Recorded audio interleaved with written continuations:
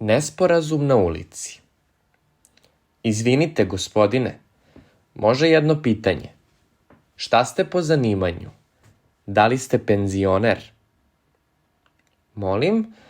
Da, ja sam penzioner. A ko ste vi? Ja sam novinar.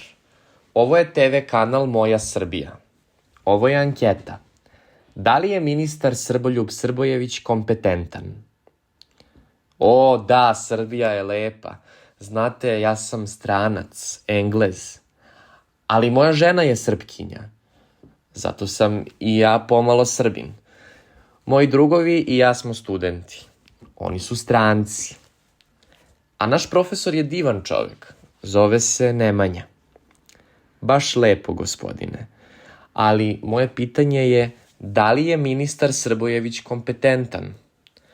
Izvinite, nažalost, to je sve što znam na srpskom. Ja ne razumem dobro srpski.